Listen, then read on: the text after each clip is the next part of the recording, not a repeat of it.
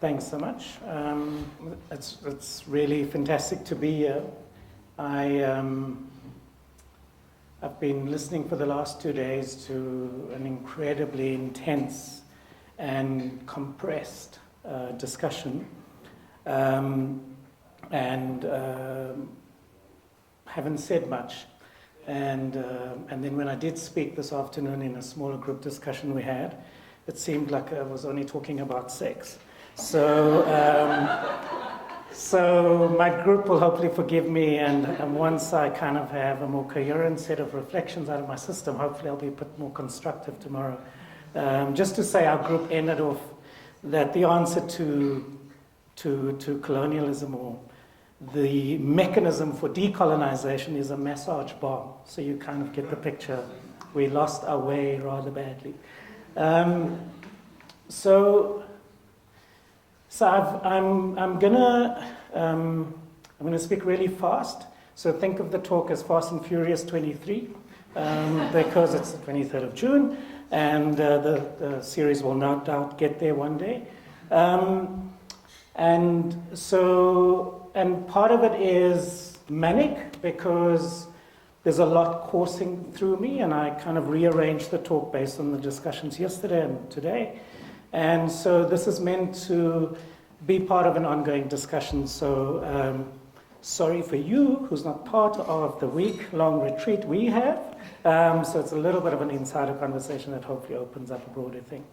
So I want to start off by dealing with the fact that the African cities arrived, and I'll say a little bit more about what I mean by that, and suggest that this gives us an opportunity for redescription, and we use the cool term here in the Institute of defamiliarization, something, and so my version of that is redescription, and then sort of conclude with what kind of political sensibility does this invoke, does this in a way require.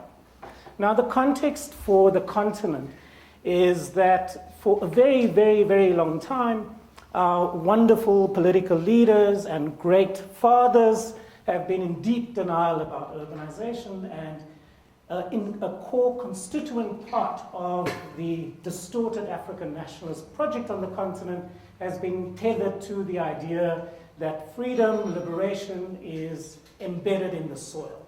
And so the urban has always stood for that which is what has been wrong with the colonial project. And so it's been very hard, both as a liberatory sensibility and discourse, but also as a pragmatic politics, to understand how to engage with the urban. But things have changed.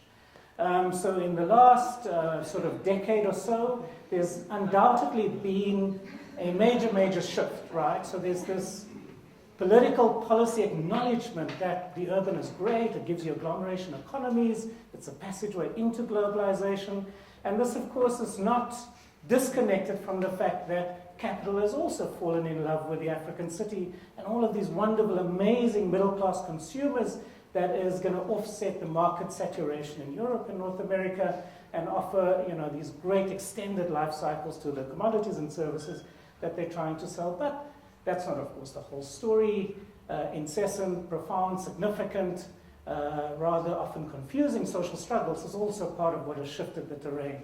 The fact that opposition political parties get their footholds in most major African cities, in the slums of those cities, which in turn feeds a politics that ignores those very same slums, is all part of this larger story. So the question then is, are we right smack bang in the middle of a discursive bubble? Right, the cities discovered Habitat 3 is happening next year. There's this massive mobilization of country reports, regional reports, urban platforms, local dialogues, all about the city, who the city is for, etc., etc. A couple of examples to just give you a sense of how this landscape is unfolding.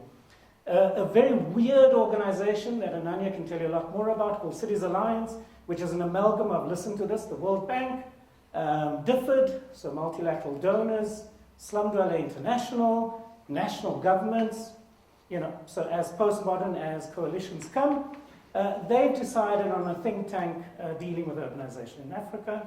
A number of private sector bodies have produced report after report, the latest one by PwC, beautiful, into Africa. And MasterCard, of course, every year releases a report to tell us who's the most competitive. And these things are important because it is not what academics or scholars or activists say that grabs the imagination or attention of political leaders. It is when these big think tanks say the city matters, the urban is important, that we get some political traction. Very, very significantly, that dinosaur lumbering institution called the African Union actually lastly decided, oh my God, cities are important. We probably need a political committee to deal with this. And they adopted a charter to deal with what they call the values and principles of decentralization, local governance, and local development. And anyone who's done Development 101, it will have all of the participatory jargon beautifully strewn throughout the document. And then, of course, the Africa Progress Panel has just published 2 weeks ago its latest report dealing with the energy crisis and the energy potentialities in Africa, which I'll return to later on. And central to that narrative is the idea of the city. The Mo Ibrahim Foundation, which is the most important elite gathering space, which has an annual forum that sets the agenda for what should matter as in terms of political importance for Yusundua, through to the biggest industrialists on the continent, to political leaders, etc., etc. They have a great soccer match, a great concert. Anjali Kijo is a standard part of the lineup, and I'm hoping to get an invite this year. It will be in Accra, you know, so who doesn't want to be there? So that's in November, but very important. Again, it connected to the governance indicator system that they run. You know, this carries weight. It carries conductive power in terms of what matters for political elites. In Joburg, you'll be overrun on the 28th of November with 5,000 municipal officials from all over the continent, desperate to find their way to, what's the mall in Sandton called? Whatever, like the one that just grows, and every time you get to Sandton, there's another wing. That mall, and not attending the 300, 400 sessions that will be running in parallel. And this is a forum every 3 years where African municipal leaders gather to talk about local governance, blah, blah, blah. All of this is pointing towards this big event in the mind of urbanists that happens every 20 years when heads of states decide that they're going to spend a week thinking about cities, which will happen in Quito next year.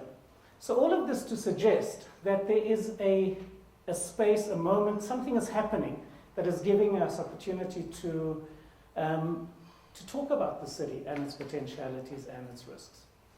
Now, the two kind of meta events, of course, that frame this is the COP this year in Paris, and Francois may want to take the lottery ticket or who wants to rent an apartment, because there will be lots of people. And then the Sustainable Development Goals that will be deliberated and agreed upon in September in New York.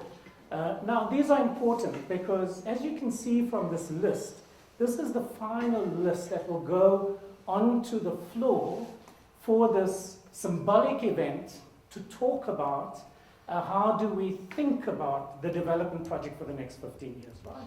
And so this is what will structure the imagination of the Millennium Development Goals in its new incarnation.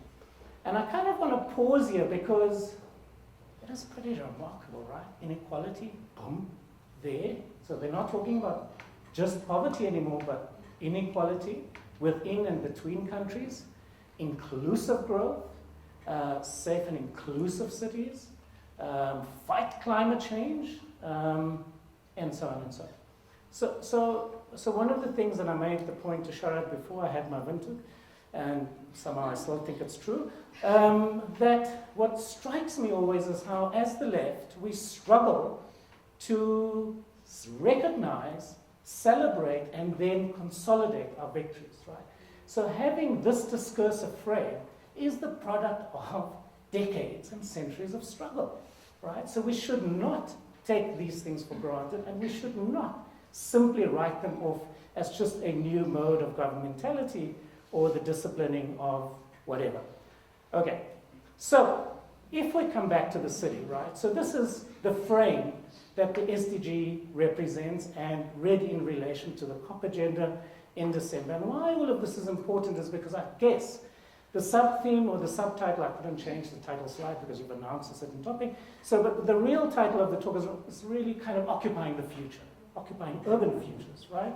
So if we think about that in relation to this discursive landscape, the city emerges as this heroic figure that is going to help us navigate the resolution of the contradictions between growth, the abandonment, if you will, of the body, or to put it in Senian terms, human development, capability formula development, and of course the environmental agenda, which is a combination of greenhouse gas reduction, ecosystem service restoration, and the decoupling of growth from resource consumption, right? So this presents a whole set of debates and reference points which speaks directly into how we think about African cities in a way that I think our language have maybe not caught up with. So if we think of the African city in a stylized way to help us to have some shorthand to have a conversation, right? So there's the makeshift city, which is what we normally call the informal city. There's the mindless city, which is the city which is of routine reproduction, right? So that's the existing inner city, the suburbs, etc., the kind of stuff that just works, that's there. And then, of course, there's this phenomena of the fantasy cities, right? The mesmerizing city, mesmerizing urbanism. Now, we kind of, in our intellectual attentions and in our symbolic investments, tend to fetishize things like the fantasy cities, right? But in truth, if you look at what is happening in these places, it is a minority, minuscule condition, right? The mortgage market in sub-Saharan Africa, excluding South Africa, is 3% of total households. That's it, 3%, okay? So really, the intellectual attention we pay to certain things without doing what I would argue is the messy work of really thinking through the dominant conditions is kind of something that I think is important to reflect on. So just in case you don't believe me that the makeshift city is both materially and symbolically and politically of a disproportionate importance, let me just point you to 4 key indicators about what makes the African urban conditions specific, right? So we've got the highest share of households living informally compared to any other world region. The next is 45%, which is South Asia. 63% of the labor force is trapped in what the ILO calls, I suppose euphemistically, vulnerable jobs, okay? So this is a combination of the informal economy, piecemeal work, basically unprotected work with extremely low wages, and very little prospect of mobility within the labor market. The African economy, despite all of the adjustments in the GDP figures of Nigeria and the big sort of Africa rising story, is but 2.5% of the global economy, only 1.8% of global trade. Okay? We're kind of totally irrelevant to the bigger story.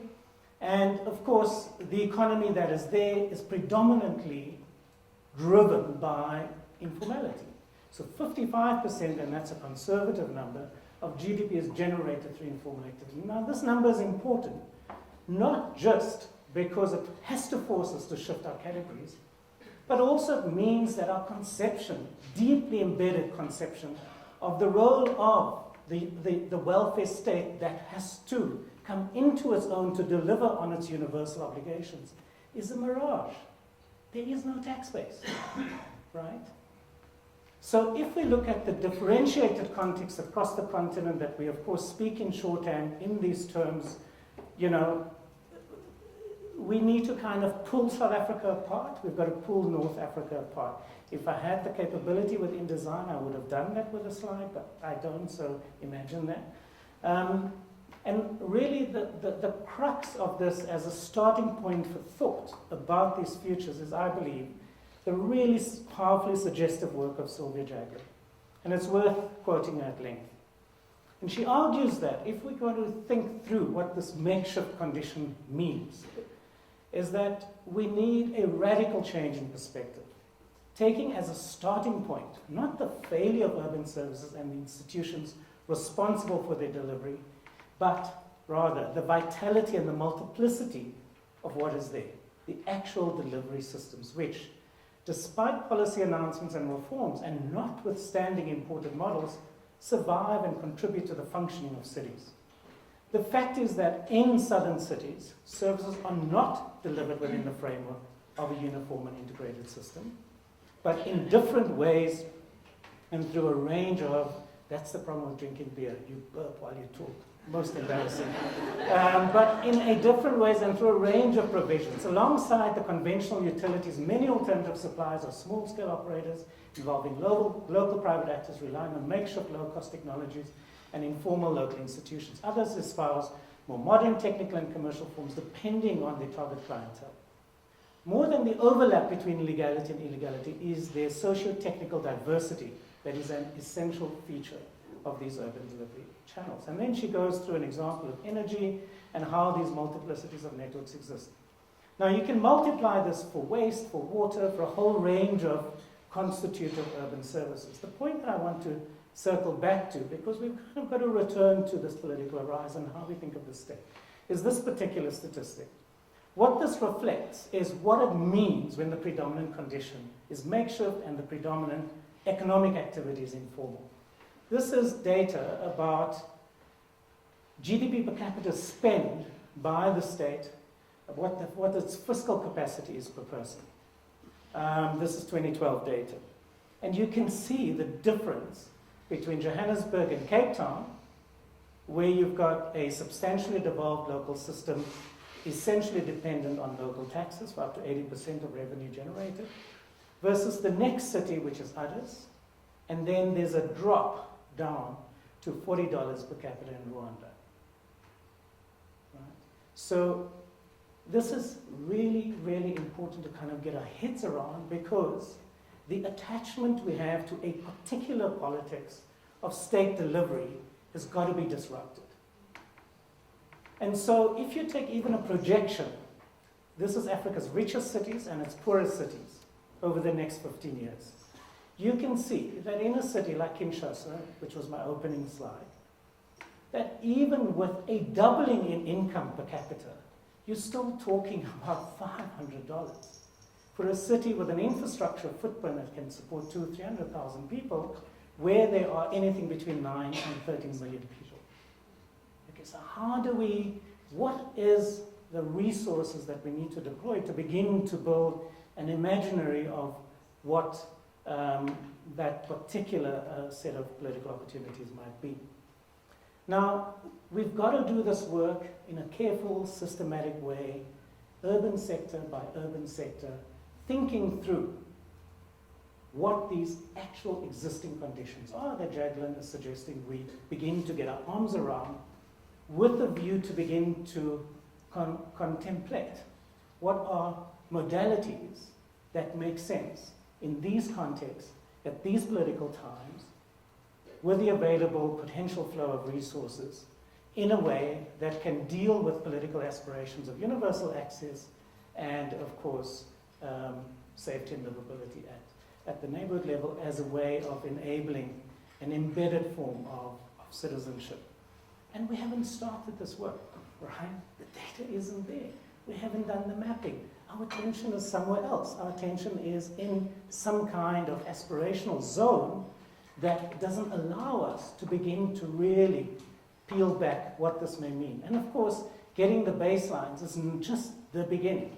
There's then a whole set of complex intellectual, political movers that's required to understand how do we reimagine the form and the flow of the city in relation to the shifting dynamics of demand and aspiration, deeply grounded in subjectivity within these places, and with an attention to what technological adaptations and possibilities open up to begin to ask new questions, to consider new architectures for beginning to consider inhabitation, but also making city in a different way.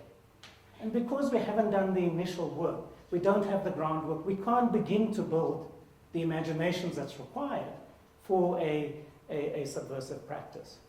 So for example, if I have to, and when I do, and I speak to elite forums all the time, this is the provocation I put to them, that the status quo ain't working for anyone. You're stuck in traffic jams all the time. The cities are totally dysfunctional. You can have as many new towns as you want with all the latest Green Building Council accreditation and bells and whistles. Not going to change much. That IBM is a little bit delusional if they think that the smart city can just be implanted, even if they say they pay attention to questions of mobility, slum upgrading, and so on. That the only thing that makes some kind of sense that we haven't yet begun to imagine or draw out is the adaptive city, where we can think through the possibility of technological repositioning in relation to placemaking that takes account a predominant condition of informality and the possibility of using the restoration of ecosystem services as a basis for placemaking and for citizenship and identity. And that, in the end, is really, in a context of extreme fiscal constraints and massive, large-scale need, the only game in town, really, for progressives, I think. So, but of course, nothing emerges out of thin air. We've got to understand and begin to piece through this at the intersection and the contradictions of the existing urbanisms that are there. So if we go back to our stylization of makeshift mindless mesmerizing, and for a moment we return the overimportance we place on gated communities and fantasy cities, as my colleague Vanessa Watson calls them, and begin to demarcate this area of what I call the malleable city, the adaptive urbanism that we've got to figure out, we kind of have our work cut out for us. And listening to the last 2 days, this is kind of what, for me, seems to be the perspective that may help us to understand this, the kind of angle on the subject that may elucidate possible ways forward. One of those is really to kind of, in a non-judgmental way, if you will, take the development politics of practice, the politics of trying to compensate for the absence of serious on its own terms, serious as a mode of prefigurative placemaking political subjectivity, to, of course, not avert our gaze from the emergence of and the growing intensity of militant social justice struggles. Of course, these are often strategically clumsy, tactically sort of, not particularly astute. And then there's that oeuvre of work that, of course, Malik and others have drawn our attention to, of the everyday social practice, the ways in which sociality is constituted through the kinetic city or through the, if you will, embodied city. But there's more. I am absolutely convinced that there are things afoot, which I'll explain in a second, in the realm of the socio-technical, that we have to kind of get over ourselves and engage in much more direct and serious terms. And then there's the importance of understanding that nothing is going to get done, nothing is going to get reimagined, nothing is going to be experimented with unless we can conjure a politics of generosity that allows for coalitions and action networks to be organized, to move between the possibility of understanding why dysfunction is reproduced and the possibility of new modalities of city building, city making. Now, I draw my inspiration in some ways for a line of thought from somewhat problematic but interesting sort of generalization work of the Peruvian economist Carlota Perez. So she asks us, and this goes very much back to our earlier discussion in one of the groups about racial capitalism, to think through the frenetic energy and the restlessness of capital to continuously invent new possibilities of accumulation, and the undertow of that, of course, is technological innovation, right? And so she kind of does a history of these 5 technological revolutions that go hand in hand with very profound shifts in the economy, in the political economy, and within the practice of the state to both deal with the aftermath of speculative bubbles and then to decentralize and to establish on a broad base a new technological era. I don't have the time to go into the detail of it, but the shorthand is to really kind of look at that last moment that she's suggesting, that we're on the cusp of a technological revolution that will bring the ICT, if you will, know-how, the knowledge economy, and the imperatives of a post-carbon society and economy together. And if you read that in relation to a slide you can't read, but what is significant about this is that what it tries to do, it tries to kind of build a spider web of the really dramatic and profound socio-technical science and technology research going on around nano, around green, around bio, around a whole range of things, which is attracting feverishly new generations of investment capital, and manifests, for example, in what McKinsey calls disruptive technologies, right? This is their kind of typology of what are the 10 technologies that will fundamentally shift profitability, market access, and positioning in the next decade. Now, this stuff is really important to us because if you just look at what the Economist tells us, and it's got to be true because the Economist says so, the cost of data, mobile data, what's happened to the cost in the first bar, and then what is happening to the projected access levels within Africa in just the next decade, right? Now, this stuff, in relation to a whole range of other things going on, no least South African bought Tesla's battery, the falling price of LEDs, etc., etc. Again, as you can see, that authoritative source, has kind of got there before us. But it kind of opens up, and here I wanted to tell a story about an experiment in Cape Town, which I don't have time for, called the iShack experiment. But what that represents is a futural politics that says we're not going to wait for the state to deliver.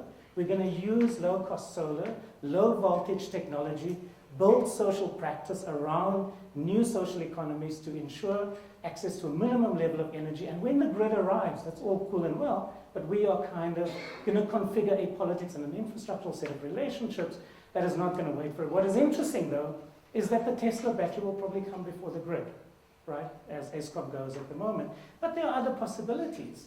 E-taxis, right? So what if we think of the most important mode of public transport being the first generation to go electric in the next 15 years? Can you imagine that? The only economic sector that is truly black-owned sets the direction and the leadership for how we transition the economy to low carbon. So, this is just to kind of provoke something. The point is that at the heart of this is a completely different scalar imaginary that becomes possible. At the core of it is the possibility of a localization, a radical localization dynamic on the back of digital and low-cost technologies that can begin to allow people to not relate to the possibility of being in the city and accessing the city at some future moment when the participatory allows you to kind of have a say, but to predetermine the agenda of the neighborhood in relation to a scalar set of politics, right? On the back of the possibility of just running the shit yourself. And then when the negotiation points come where you can articulate that in terms of the standards of interoperability, that you already have the political cohesion and the autonomy to have the power relation on the term that allows you to configure the larger scale debates, right? Because that's, of course, the politics of deep transformation and redistribution, is the citywide politics. But you don't just have to focus there. It's got to be prefigurative in terms of learning the capacity of running your own neighborhood, and the possibilities are there in a whole range of ways, which I don't have time to go through. So I just want to end off then by taking 2 minutes to answer the second question here. I need water, sorry. Maybe it's finished. Damn.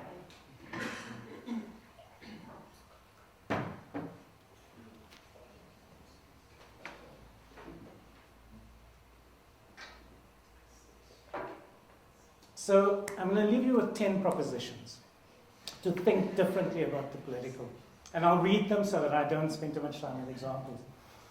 So, and I'll just read them. Urban politics are best understood as constituted by both consensual and conflictual imperatives, right? So let's get over the communicative agonistic debate, right? Obviously, both aspects is important, right? Urban policies are constituted by all kinds of things, formal, semi-formal, informalized systems of power, regulation, exchange, and organization. And to kind of try and continuously pass them apart as if somehow that's possible is unhelpful. Institutional reforms to foster greater democratic governance and the rule of law must work with the grain of urban polities which suggest a clear agenda for reconfiguring the formal systems of governance and legal prescripts. And we do great on that in South Africa with the rights-based litigation we do and so on. And thinking through how conflictual and informal dynamics of the polity can be tapped as a resource for culturally embedding these reforms. And that would be my criticism of some of those kinds of struggles, there's a disconnect there often. The key actors with the inherent interest in to establish a dynamic interplay between formal state institutions and de facto patterns of everyday rule and regulation are the municipal-based organizations, the movies running out of steam, that champion the interests of the urban poor and their allies. However, when these organizations lack internal democratic cultures and the capacity for multi-level politics that blend claim-making, critical advocacy, and proactive development actions to improve the well-being of their members or the spaces where they operate, they are unlikely to effect useful intersections between the formal and the informal, or between the insurgent and top-down dimensions of urban politics. It is therefore in the interest of formal state institutions and all these big bad governmentality things, chutas, if you will, to invest in the empowerment of these organizations, along with investment in the radical democratization of the media and the public sphere. Things we don't talk enough, I think, about. The public sphere shapes the societal political values and expectations about what constitutes the common good, which is what we have to continuously problematize, of course, and what can be regarded as legitimate aspects of political concern. The democratization of the public sphere is therefore a critical dimension of a larger politics of radical democratization and empowerment. So increasingly, I believe technology is, in fact, a vital catalyst for the democratization of both formal and informal institutions. And it has to form part of the larger reform agenda to institutionalize effective legal reform, planning and investment strategies, and something called action networks, which I'll skip, it's too long, the paragraph, bad PowerPoint. The point about that is that, I can talk about it in discussion time. Technology combined with design thinking in the broadest possible non-architectural terms provides an enabling platform for action networks if used in service of a larger strategic objective instead of being an end in itself. Propositional design techniques hold potential to embed cultures of learning and innovation within action networks, which over time can spill over into institutional domains of local governance and regulations that are, of course, and this is the point, disjunctive of what has come before. So my last cool thing that I did, which I'll then just put up and then stop talking, is that, and you can kind of figure out what it means. Thank you very much.